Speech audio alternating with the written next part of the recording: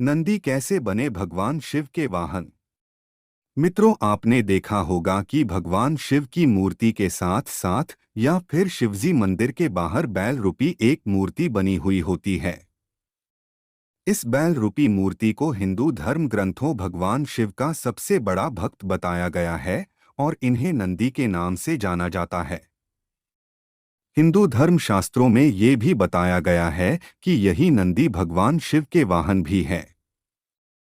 इस पोस्ट में जानिए, आखिर नंदी बैल भगवान शिव के वाहन कैसे बने और किन परिस्थितियों में नंदी शिव को परम प्रिय हो गए। हिंदू धर्म के 18 पुराणों में से एक शिव पुराण के रुद्र संहिता में बताया गया है कि भगवान शिव का वाहन नंदी बैल उनके सबसे प्रिय होने के साथ साथ सभी गुणों के प्रमुख भी हैं। ऐसा माना जाता है कि नंदी बैल भगवान शिव के ही अवतार है, जिसका वर्णन शिव पुराण के शतरुद्र संहिता में किया गया है। शतरुद्र संहिता में वर्णित कथा के अनुसार पौराणिक काल में शिलाद नामक एक धर्मात्मा मुनि हुआ करते थे। बुढ़ापा आने पर शिलाद मुनि को भय सताने लगा कि मृत्यु के पश्चात उनका वंश समाप्त हो जाएगा। तब एक दिन उन्होंने अपने पूर्वजों यानी पितरों के आदेश पर अयोनिज मृत्युहीन पुत्र की प्राप्ति के लिए देवराज इंद्र को कठोर तप कर प्रसन्न किया और वरदान स्वरूप उनसे में ऐसा पुत्र मांगा जिसको मृत्यु छू भी ना सके। परंतु देवराज इंद्र ने ऐसा पुत्र देने में खुद को असमर्थ बताकर शिलाद मुनि से देवों के देव महादेव की तपस्या करने को हाँका। उसके बाद शिलाद मुनि देवराज इंद्र के आदेशानुसार महादेव की तपस्या करने लगे। काफी समय बाद उनके तप से प्रसन्न होकर महादेव वहां पधारे और शिलाद मुनि से वर मांगने को कहा। तब मुनि भगवान शिव से बोले, हे प्रभु, मुझे आपके समान ही पुत्र चाहिए जो अजन्मा हो और जिसको मृत्यु छू भी ना पाए। तब शिवजी प्रसन्न होकर मुनि से बोले, हे मुने, यद्यपि मैं सारे जगत का पिता हूँ, फिर भी तुम मेरे पिता बनोगे और मैं तुम्हारा अयोनिज पुत्र होऊंगा तथा मेरा नाम नंदी होगा। इसके बाद भगवान शिव वहां से अंतर्धान हो गए। उधर शिलाद मुनि भी खुशी खुशी अपने आश्रम लौट आए। कुछ समय बाद जब एक दिन शिलाद मुनि भगवान शिव के नाम से यज्ञ कर रहे थे, उसी समय यज्ञ कुंड से एक बालक उत्पन्न हुआ। उस बालक के शरीर की प्रभा युगांतकालीन अग्नि के समान थी। यह देख शिलाद मुनि बड़े ही प्रसन्न हो उठे और भगवान शिव की स्तुति करने लगे। फिर मुझे लेकर वे शीघ्र ही अपनी पर्णशाला को चल दिए। फिर कुटिया पहुंचकर उस बालक ने मनुष्य रूप धारण कर लिया। फिर शिलाद मुनि ने उस बालक का जातकर्म आदि सभी संस्कार संपन्न किया। उसके बाद 5वें वर्ष में मुनि ने नंदी को संपूर्ण वेदों तथा अन्यान्य शास्त्रों का भी अध्ययन कराया। एक दिन की बात है, जब बालक 7 वर्ष का हुआ तो शिवजी की आज्ञा से मित्र और वरुण नाम के मुनि उस बालक को देखने आए और उन्होंने शिलाद मुनि को बताया कि आपका पुत्र नंदी अल्पायु है। इसकी आयु 1 वर्ष से अधिक नहीं दिखती।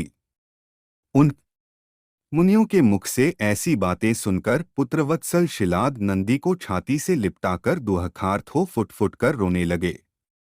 तब पिता और पितामह को मृतक की भांति भूमि पर पड़ा हुआ देखा। नंदी शिवजी के चरणकमलों का स्मरण करके प्रसन्नतापूर्वक पूछने लगा, पिताजी, आपको कौन सा ऐसा दुख खा पड़ा है जिसके कारण आपका शरीर कांप रहा है और आप रो रहे हैं?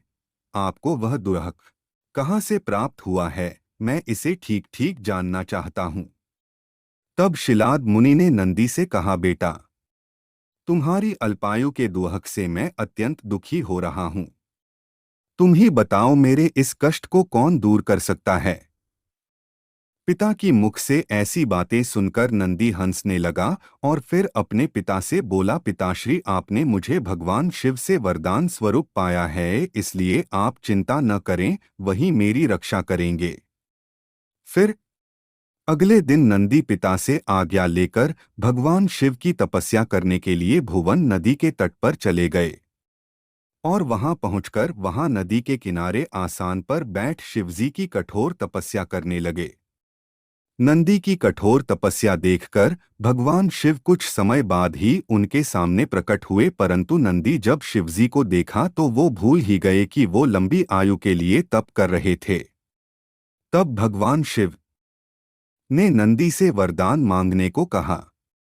फिर नंदी ने वरदान स्वरूप ताम्र शिव का सानिध्य मांग लिया।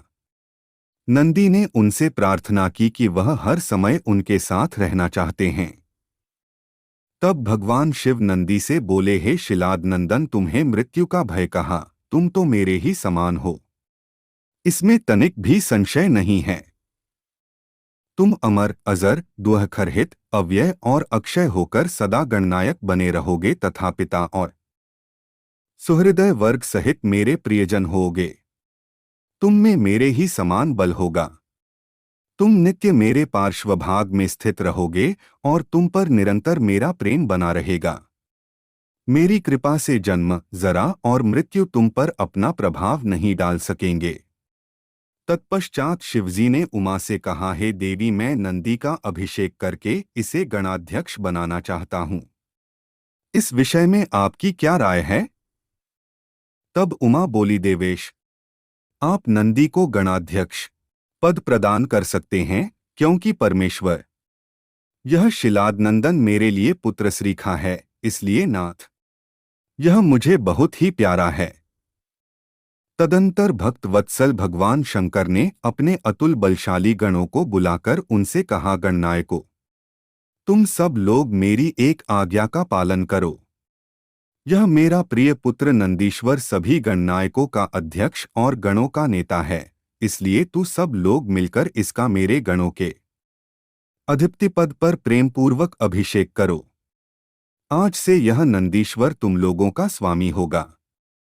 इस प्रकार नंदी के समर्पण से प्रसन्न होकर भगवान शिव ने नंदी को पहले अपने गले लगाया और उन्हें बैल का चेहरा देकर उन्हें अपने वाहन, अपने गणों में सर्वोत्तम के रूप में स्वीकार कर लिया। और तभी से शिव की मूर्ति के साथ नंदी की प्रतिमा भी स्थापित की जाती है।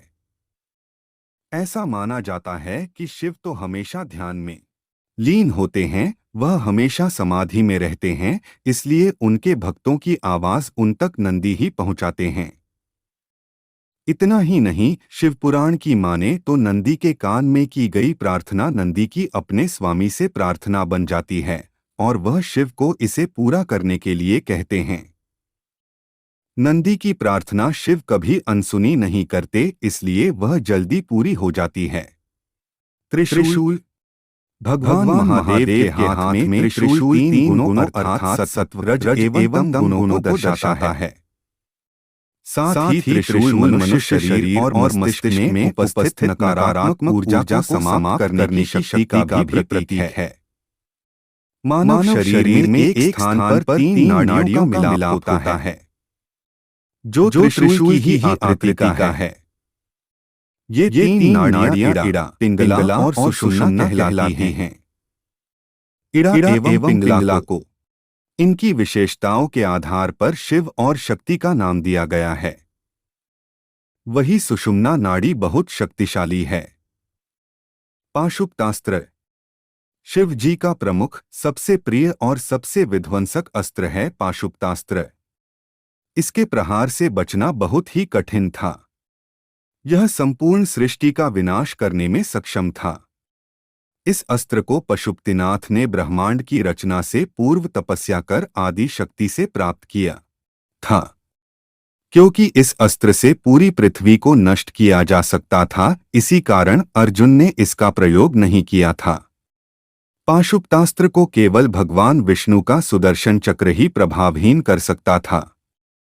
यह अस्त्र चारों दिशाओं से विजय दिला सकता था और इसे आंख, शब्द, धनुष या मन से छोड़ा जा सकता था।